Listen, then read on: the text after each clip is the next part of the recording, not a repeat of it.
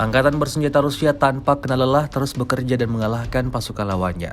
Terbukti dalam sebuah rekaman yang ramai beredar di media sosial Telegram pada Kamis 5 Desember 2024. Video tersebut menunjukkan kontrol objektif atas penghancuran kru UAV musuh. Tepatnya di area Kherson, pemukiman Dnepropetrovskoye. Pasukan Rusia mengidentifikasi posisi militer Ukraina. Setelah menemukan titik target, tidak tanggung-tanggung posisi Ukraina dihancurkan secara brutal, seperti yang terlihat dalam rekaman. Hingga video ini beredar, beragam komentar dituliskan warganet.